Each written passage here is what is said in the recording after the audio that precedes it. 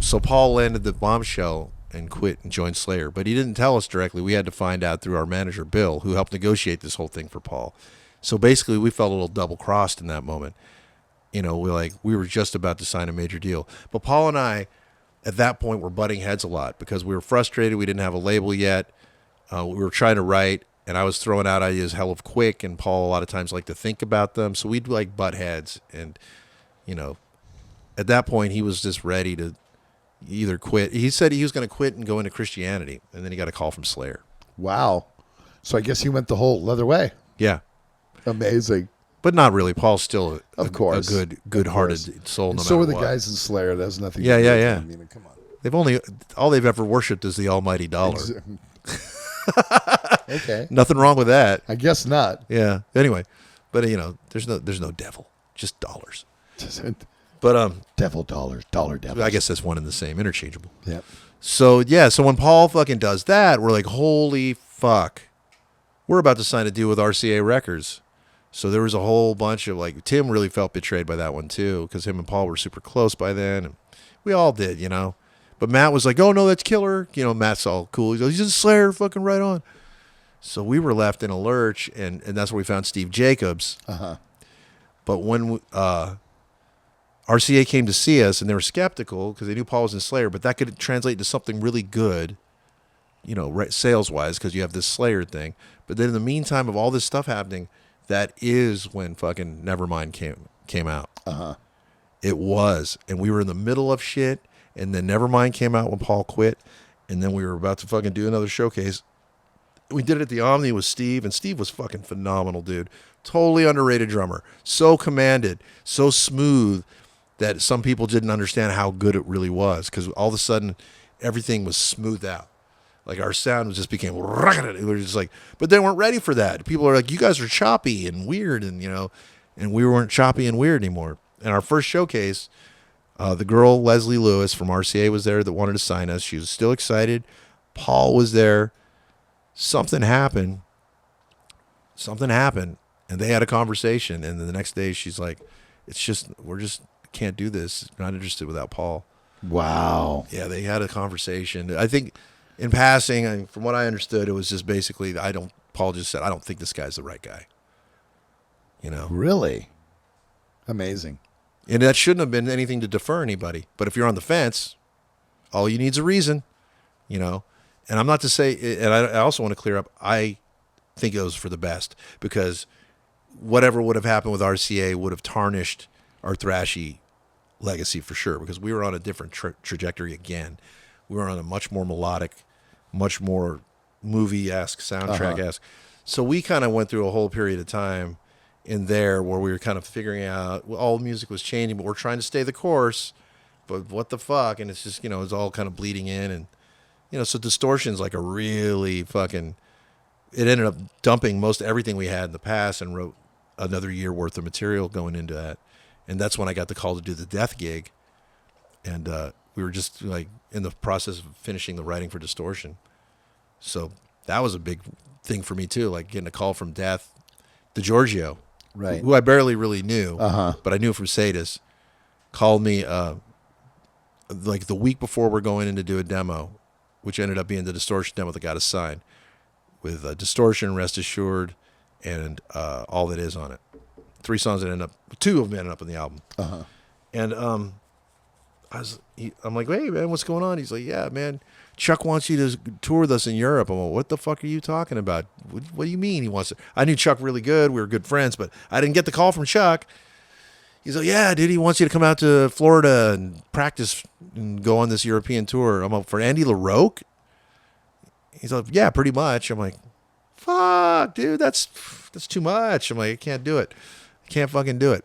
So he's like, all right, I'll let Chuck know. You should probably do it. And so he calls me back later. He's all, so here's what we'll do, dude. He's like, Chuck wants to come out to Oakland to practice, and we'll play right there. He's like, can you do it then? Can you be around? I'm like, I'll talk to the guys. And I promised the guys, I talked to them and I promised them, look, I won't leave the band. I won't go. Uh-huh. I'm just going to do this tour to help them out. And it was, half the band resisted.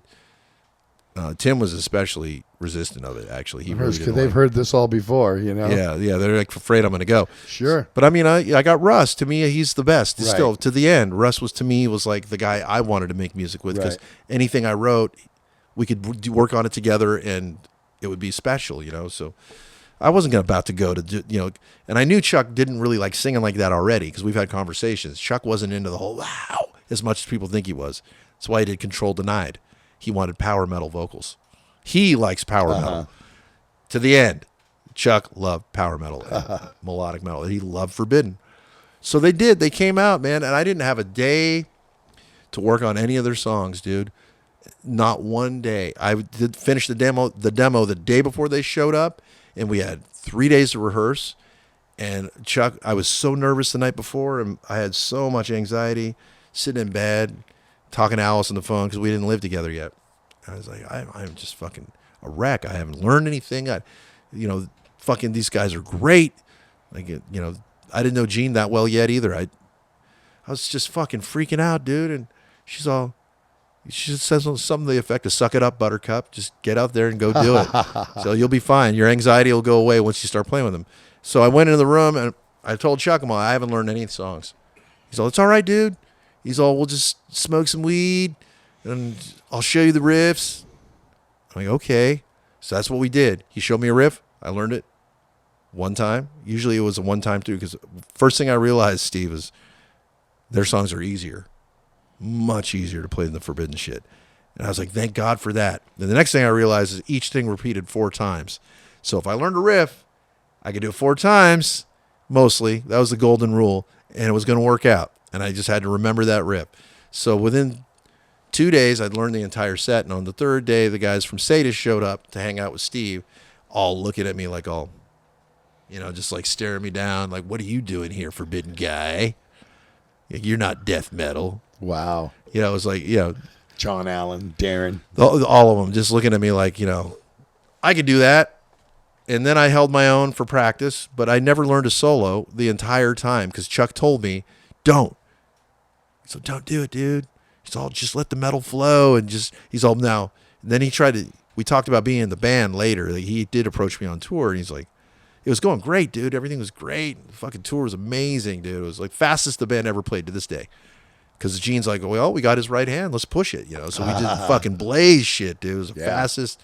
If you go back and watch the videos, particularly the one in Florence, Italy, that was like kind of the pinnacle of the whole tour. You know, it was just fucking insane. It was just blistering. And you can go on YouTube and watch these videos. Yeah, then? Florence, Italy, Go check these out, guys. 1993. Check this out, man. It'll tag my name in there. It'll be in there. Yep. So at one point on this tour, which is going so well and I'm having so much fun, it's just 3 weeks. Everyone's sober as hell, just smoking a bunch of weed, you know, like nobody's drinking. I'm getting to know Gene really good. We're hitting it off like instant brothers, you know.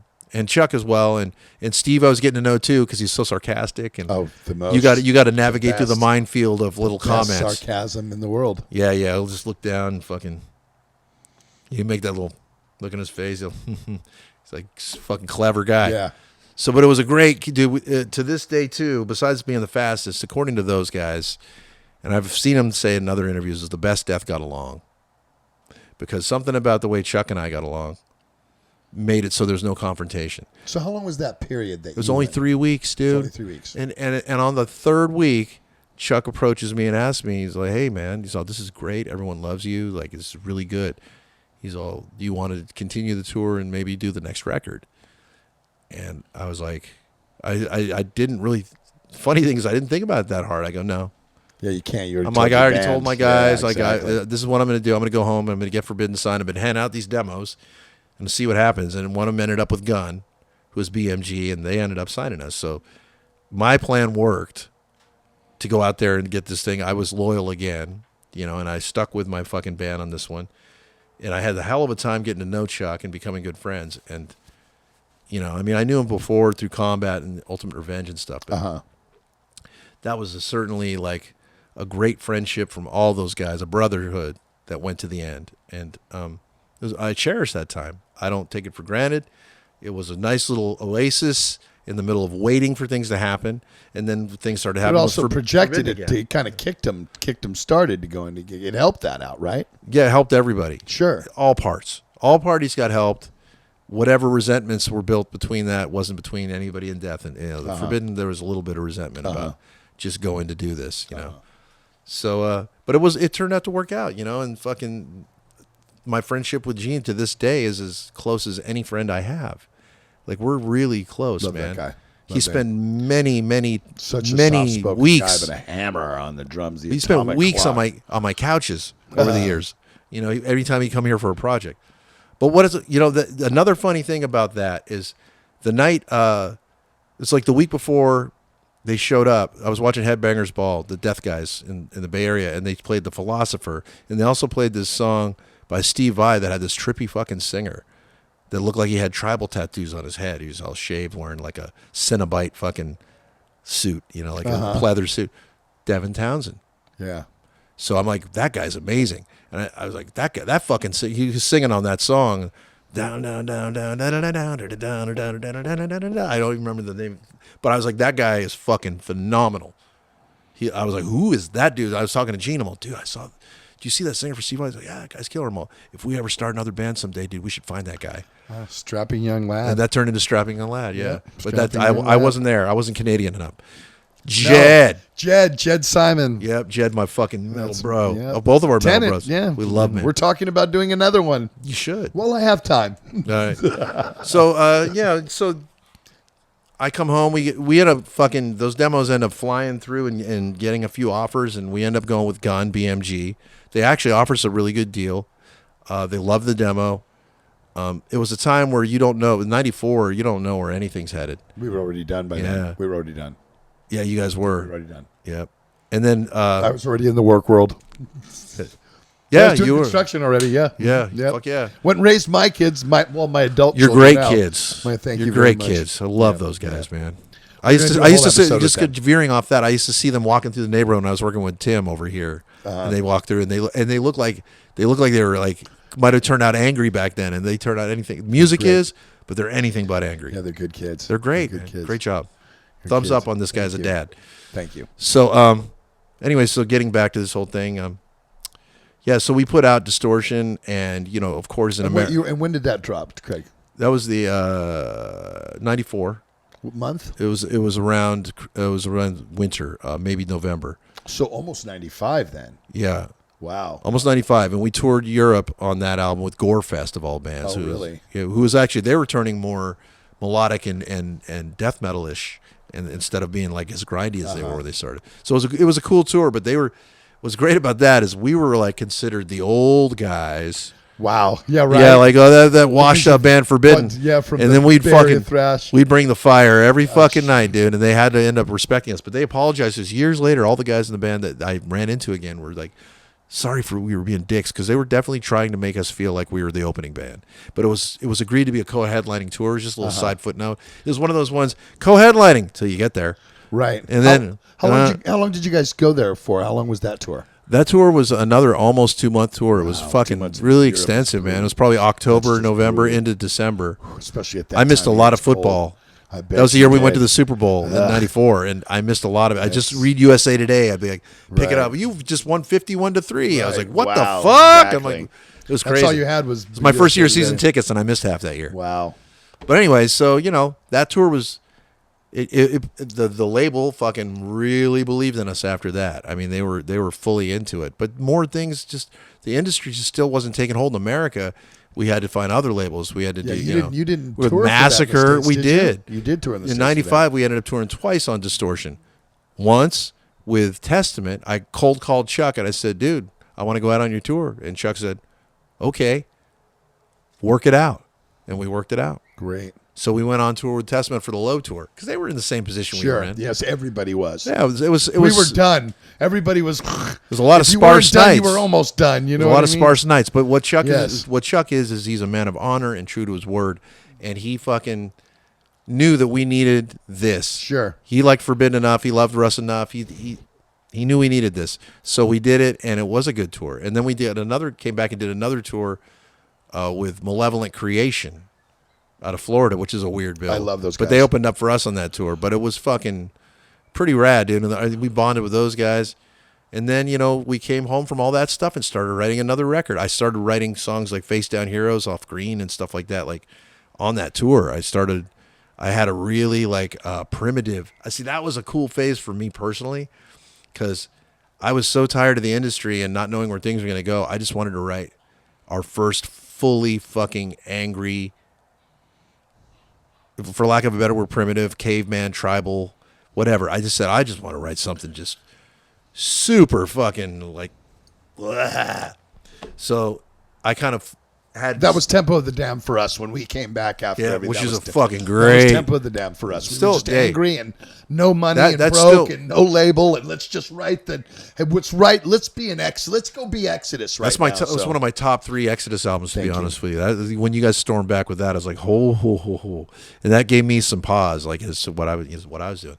But anyway, so yeah, we fucking we wrote Green, and Tim wasn't fully on board with it because he didn't feel like it had a whole lot of room for his stuff, and Steve and I just took that record and just started writing the music in a flurry. It just happened really quick, and we were really excited about it because it was. And if you listen to it now, it's so Green turned out pretty fucking brutal, and it was like a big exercise of a demon for me personally and Steve, because we were both like, oh, this music industry is so frustrating. Like we should be doing so much better. So we did that in 96. It came out in 97. And all the while Tim was feeling like, it's not really me. He was kind of drifting, getting kind of tired of grinding and still having to, he worked for his parents. It was, I felt it from him. I felt that he was getting and I felt like he was, I even offered it up to him, have you ever thought about checking out Nevermore?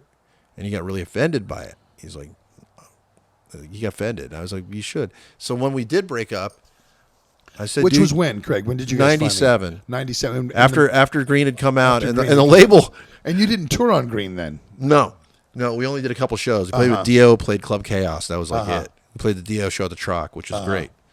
But shit, man, fucking, just when we handed the label the album, they were like, they're all, maybe musicians will like it, but it doesn't seem like, we're like, really? It's the most caveman album we got. Wow. It was the exact opposite of what reality was. But we're like, and then they're all, well, we have a tour for you. They offered us a tour with Manowar. And I immediately, this is In one Europe or the States? Europe. Oh, yeah. But I got to be honest with you, Huge. dude. I was the one who said, that's it. I Did said, you? that's it. I said, I'm not doing that. I'm not going to get shoved into this market. I'm not going to have this band get dropped because they don't know what to do with it. They're going to throw you in front of some tunic fucking greased up fucking dudes. Right. In my head back then, I was like, I got better things to do. I need to find my voice. I need to challenge myself as a songwriter. And I literally tried to walk away from all the guys. And Tim got really fucking mad because I told everyone, I came into a rehearsal one night, I'm all, that's it, man. This Manowar thing, I'm done. Wow. I love you guys, but I need to do something different. And I tried to get away 100%. I loved them all, but I felt like I needed a completely fresh new start. But basically, Matt and Steve would not let me go. They're like, you want to end Forbidden, that's fine, but we're going. I'm like, but I kind of want to find it. They were really, I was, of course, flattered because I thought we might all be too sick of each other to want to continue, but the other part of me was like, yeah, but then it's going to be people are going to think it's 3 parts Forbidden.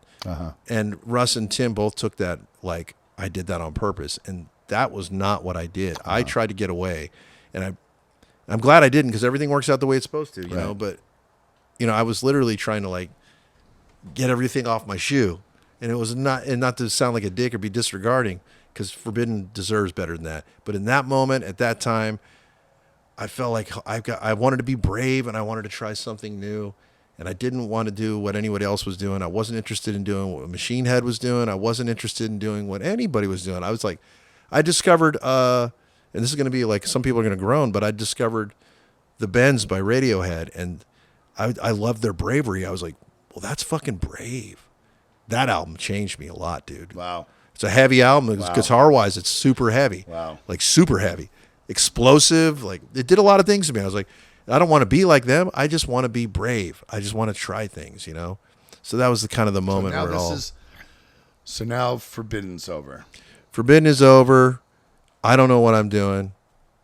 Well, I'll tell you what. I don't know what I'm doing. We're gonna stop it right there, and we're gonna have you come back in because I want to get the rest of this going on. What I wanted to get was from you was the real Forbidden, and in here, and you got more of it here than anywhere else. I love that, and this is absolutely amazing. I want to hear all of your comments on this because can come back in. We can talk about many of this stuff, and we're gonna go in to what Craig did after Forbidden, and it was Man-Made God and Spiral Arms, and now his new band, Dress the Dead, but we're going to get into that. This was about Forbidden. So remember to subscribe to my channel and give me your comments, and thanks for being here, brother. Can I have you back in to tell all those stories? I guess this has been riveting, man. I'm kind of committed at this point, right? I think so. Or I should be. I think so. Yeah.